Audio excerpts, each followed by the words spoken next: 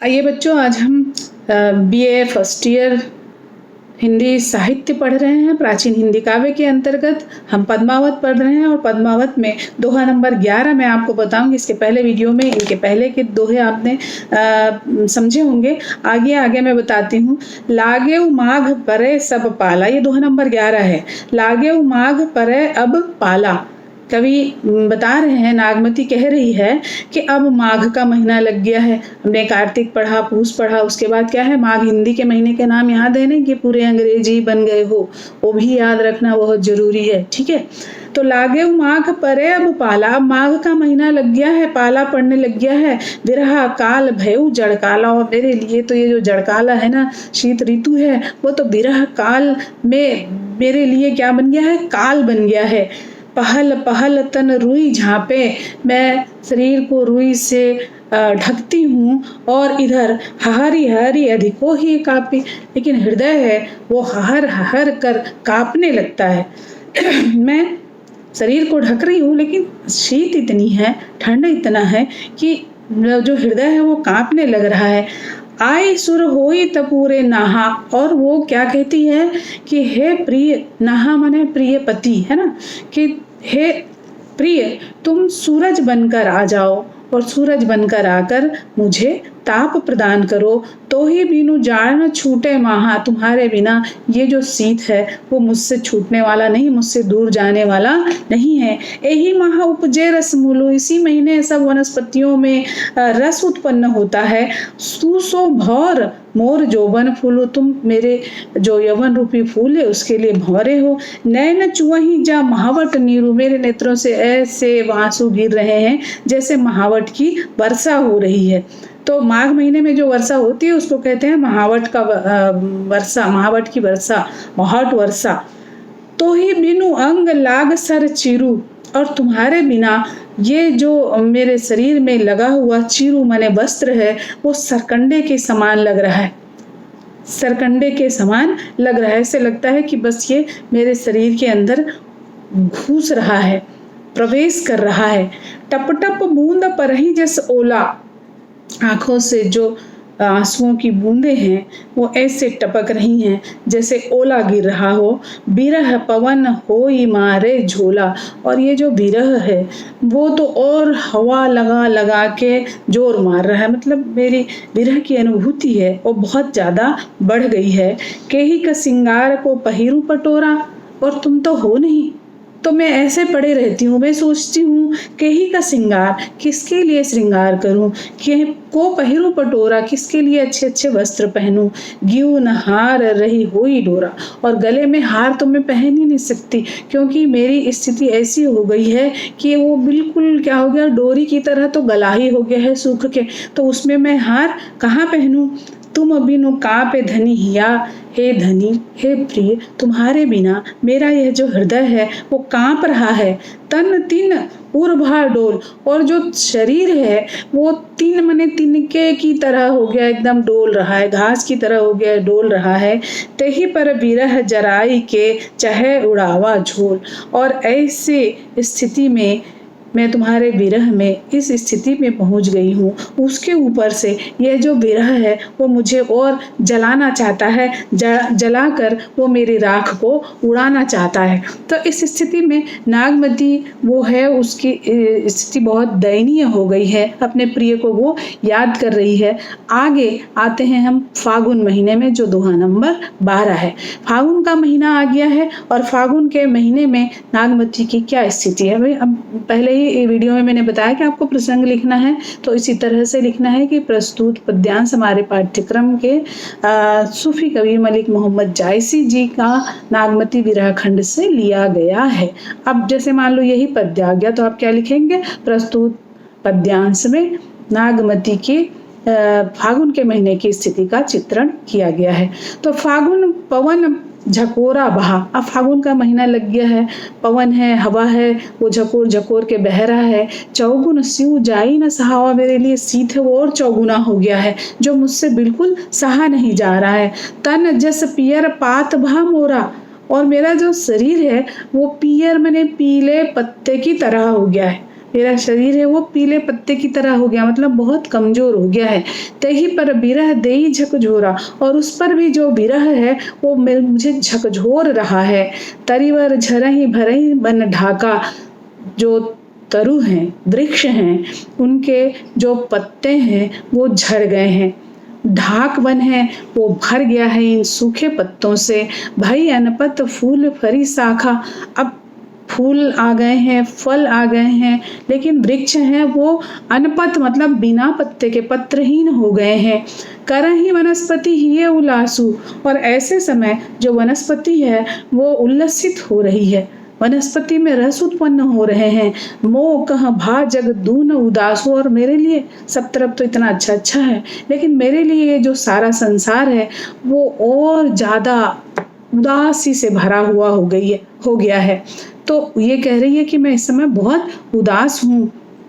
जो पै पीऊ जरत अस पावा, जरत मरत मोहि रो सनावा। और हे प्रिय, यदि तुम चाहते हो कि मैं इसी तरह विरह में जलती रहूं, है ना, कह रहे कि जो पै पीऊ जरत अस पावा, तुम चाहते हो कि मैं इसी तरह से विरह में जलती रहूं, तो मुझे जरत मरत मोहि रोसन आवा, मोहि माने मुझे, तो मुझे इस तरह से जल जल कर मरने में कोई रोष, कोई क्रोध, कोई दुख नहीं है, क्योंकि तुम चाहते हो कि मैं इसी तरह से जलती रहूं, मरती रहूं। राति दिवस बस यह जीव मोरे, लगो निहोर कंत अब तोरे। बस रात दिन मेरा यह जीव है, मेरा यह जो प्राण है वो बस निहारते रहता है कि हे प्रिय, मेरे प्रिय हैं वो कब आएंगे। और आगे बिरहनी नागमती कहती है, यह तन जारों छार के, कहों की पवन उड़ाओ, मकुत ही मारग उड़ी परे, कंत धरो झापा। बड़ी अजीब स्थिति है उसकी, बड़ी दयनीय स्थिति है। वो कहती है, यह तन जारों, इस शरीर को जलाकर छार के मैं राख बना लूं, इस शरीर को जलाकर मैं राख बना लूं। कहों कि पवन उड़ा, और किससे क्या बोलूं, पवन से कहूं कि हे प्रिय पवन, मुझे इस राख को तुम उड़ा लो, मैं अपने शरीर को जलाकर राख बना लूंगी, और हे पवन तुम उस राख को उड़ाकर कहाँ ले जाओ, मकुत ही मारग उड़ी परे, कंत धरे जहां पाओ, जहां मेरे कंत, मेरे प्रिय कदम रखेंगे उस रास्ते पर, मार्ग माने रास्ते पर उड़कर तुम मुझे बिछा दो, मैं राख बन जाऊं जलकर, और उस राख को हे प्रिय तुम, हे पवन तुम उस रास्ते पे डाल दो जहाँ पे मेरे प्रिय के कदम पड़ेंगे। तो इस तरह से इसकी जो विरह वेदना है बहुत ही एकदम हृदय को छू लेने वाली है। आगे देखिए, आगे जो दोहा नंबर 13 है उसमें चैत महीना आ गया है, और चैत महीने में नागमती की स्थिति देखिए, चैत बसंता होई धमारी, मोहि लेखे संसार उजारी। चैत का महीना आ गया है, लोग धमार कर रहे हैं, लेकिन मोहि लेखे मेरे लिए तो सारा संसार उजाड़ हो गया है, कोई उसमें रस नहीं है। पंचम विरह पंचसर मारे, कामदेव ने अपने पंचसर ने अपना 5वां बाण मुझे मारा है। 5वां बाण कौन सा है, कामदेव का विरह का बाण है, जिसको लगता है कि कामदेव ने मुझे यही 5वां बाण मारा है। रकत रोई सगरो बन ढारे, और जो मैं रो रही हूँ, खून के आंसू टपक रहे हैं, वो सगरो वन माने सारे वन में फैल गए हैं। लाल लाल आंसू रूपी जो रक्त हैं वो लाल लाल पूरे कहाँ वन में बिखर गए हैं। बूढ़ी उठे सब तरीवर पाता, और उस रक्त में तरीवर माने वृक्ष के जो पत्ते हैं वो डूब गए, और डूबने के कारण भीजी मंजीठ टेसू बन राता, राता माने लाल, मंजीठ का फूल भी लाल होता है, टेसू यानी पलाश का फूल भी लाल होता है। कवि की कल्पना देखिए, कह रही है नागमती कि वो जो रक्त मेरा सारे वन में फैला है, उसी रक्त में डूबकर मंजीठ का फूल और टेसू का फूल है वो लाल हो गए हैं। बौरे आम फरे अब लागे, आमों में बौर जो आया था उसमें अब फल लगने लगे हैं, लेकिन मेरा प्रिय नहीं आया, इसलिए वो कहती है अबहु आओ घर कंत सभागे, हे सौभाग्यशाली प्रिय अब तो घर आ जाओ। सहस भाव फूलो वनस्पति, वनस्पति है वो खुशी से फूल गई हैं। मधुकर झुमई समरी मालती, और मधुकर है भौरा है वो संवरी मने स्मरण करके, किसका स्मरण करके? मालती का स्मरण करके वो भी वापस लौट आया है। मोह का भूल भय सब काटे, पर मेरे लिए क्या, मेरे लिए तो सब फूल भी कांटे बन गए हैं। और दृष्टि परत जस लाग ही चाटे, और इन पर जैसे ही मेरी दृष्टि पड़ती है, मतलब फूलों पर जैसे ही मेरी दृष्टि पड़ती है तो ऐसा लगता है जैसे ये चींटियां बनकर मेरे शरीर में लग रही हैं। मतलब विरह की अवस्था में ये सब चीजें मुझे बिल्कुल अच्छी नहीं लग रही हैं। भर जोबन भय नारंग शाखा, सुआ विरह अब जाई न राखा। मेरा जो ये यौवन रूपी जो शरीर है वो नागमती ये कह रही है कि वो तो बस जो विरह रूपी सुआ है उसमें जो नारंगी फल लगा हुआ है, जो नारंगी फल का मतलब है कि अपने लिए कह रही नागमती, उसको जो विरह रूपी सुआ है, तोता है, वो उसको पूरा कुतर डालेगा, नहीं छोड़ेगा। मैं तुम्हारे विरह में ऐसे ही मर जाऊंगी। घिरनी परेवा होई पिक आऊ बेगी परु टूटी। अब अपने पति को अलग अलग रूप में वो सोचती है कि कभी ऐसे आ जाए कभी वैसे आ जाए, तो कहते कि घिरनी परेवा की तरह तुम आओ, बेगी परु टूटी, बेगी माने शीघ्र आ जाओ हे प्रिय। वो जो परेवा पक्षी होता है उसकी तरह तुम जहाँ कहीं भी हो। अब वो घिरनी परेवा जो है उसको कहते हैं लोटन कबूतर, तो वो अचानक ऐसे आता है आकाश से और नीचे गिर रहा है ऐसा लगता है। तो उसी तरह वो कहती कि इस तरह से तुम आ जाओ। नारी पराए हाथ है तो ही बिन पाँव न छूटी। ये जो नारी है मतलब मैं जो हूँ वो पराए हाथ में हूँ। पराए हाथ का मतलब है यहाँ विरह, तो विरह के हाथ में मैं हूँ। विरह मुझे पकड़ के रखा है तो ही बिन पाँव न छूटी। जब तक तुम नहीं आओगे तब तक ये मुझे छोड़ने वाला नहीं है। तो इस तरह से आगे जब हम बढ़ते हैं तो आगे के पद्य में जो दोहा नंबर 14 है उसमें वैशाख का महीना आ गया है, और वैशाख के महीने में नागमती की स्थिति क्या है उसको कवि कहते हैं भा वैशाख तपन अति लागी। अब वैशाख का महीना है, वैशाख के महीने में तपन मतलब गर्मी है वो बढ़ जाती है। चोला चीर चंदन भा आगी, शरीर है वो चाहे चंदन भी क्यों ना हो, चंदन शीतलता के लिए लोग लगाते हैं, चंदन का लेप करते हैं, लेकिन इसके लिए तो शरीर में चंदन लगाने से भी कोई मतलब नहीं है, वो भी मुझे आग की तरह जलन हो रहा है। उसके बाद कहती है सूरज जरत हिमांचल ताका, खुद सूर्य है वो गर्मी के कारण हिमांचल ताका, हिमाचल की ओर ताक रहा है। मतलब अभी जैसे उस पद में आपको बताया था उत्तरायण से दक्षिणायन हो गया है, अब दक्षिणायन से सूर्य है वो उत्तरायण हो गया है। विरह बजागी संह रथ हाँका, और ये जो विरह है उसने तो पूरा अपना रथ मेरे ही ओर हाँक दिया है। मतलब विरह मुझे ज्यादा परेशान कर रहा है। जरत बजागिनी करूपी उछाहा, मैं इस विरह में जल रही हूँ। हे प्रिय आओ और मुझे छाया प्रदान करो। आई बुझाओ अंगारन मारा, मैं अंगारों में पड़ी हुई हूँ, इन अंगारों को आकर के बुझा दो। तो ही दर्शन हुई शीतल नारी, तुम्हारे दर्शन से ही ये जो स्त्री है वो शीतल होगी।